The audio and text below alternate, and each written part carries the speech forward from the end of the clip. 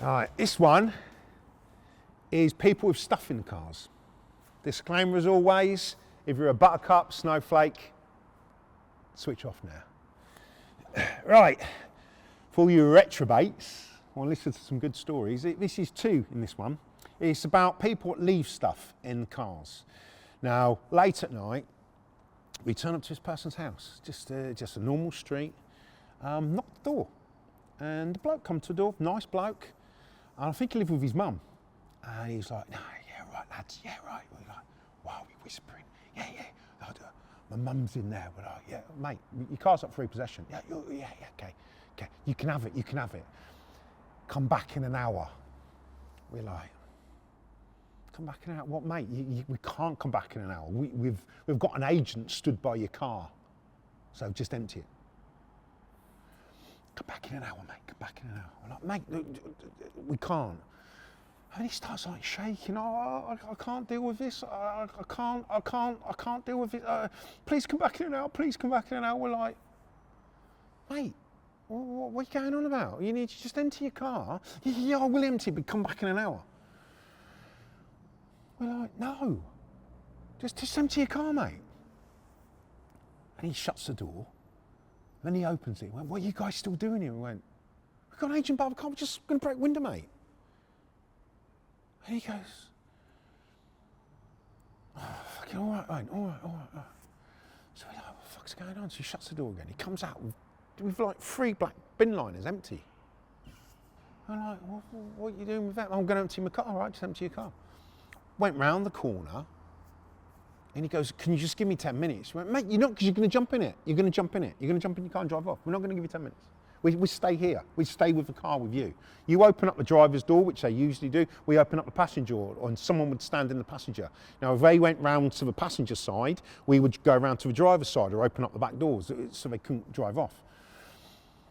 He opened up his door, his driver's door, and there was like bottles of whiskey, half bottles of whiskey. You could see them all by the gear stick, and we're like, oh, he's a bit of a drinker. Then we looked in the back, and we're like, fucking shit you not. All the back seats and the footwells had empty bottles of whiskey. But I mean, not just one bottle. We're talking probably about 100 bottles. We're like, fuck, this bloke didn't even look like he had a drinking problem.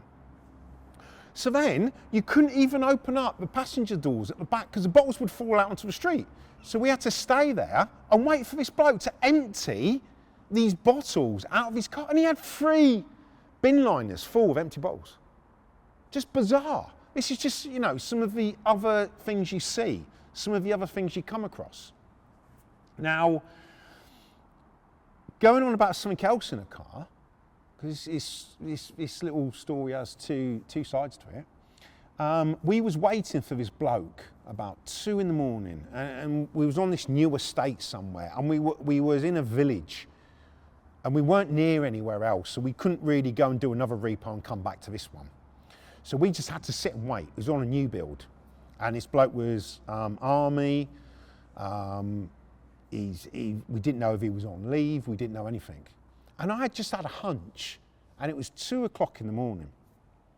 And I said to the other 8, he could be at night, could be doing something. And I don't know why I stayed there. But we stayed there till about 3. And my brother, I remember my brother was there, and I can't remember who else was there. But it was like, but my hunch paid off. It's just something, I knew this bloke was going to come back. And he pulled up outside his house. So as soon as he pulled up outside his house, we sort of like ambushed him. We tried to box him in. As soon as he was getting out, we opened up the passenger side and said, look, your car's been repoed, we couldn't drive off. This bloke went absolutely ape shit. Absolutely fucking ape shit. Trying to fight us, trying to do this. And after it all settled down, he was calling us everything under the sun, saying he was going to find out where we live, find out what he was going to do to us. He was going to do everything to us. And as we was driving off, I think he was throwing stuff at the car and everything. And we drove off, and normally we used to check the cars before they went to auction.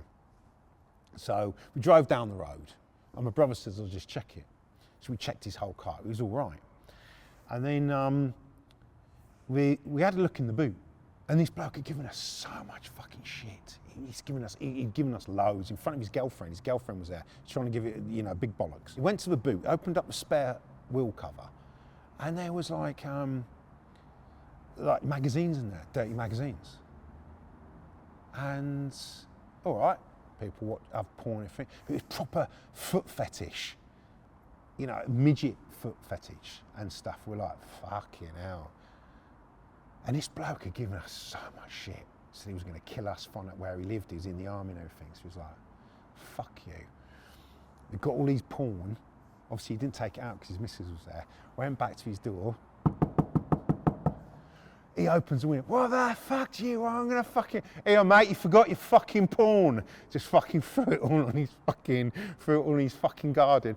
He couldn't get out of that fucking house quick enough to try and get it up. His missus is trying to see what it is. He's there fucking trying to pick his porn up, and that was it.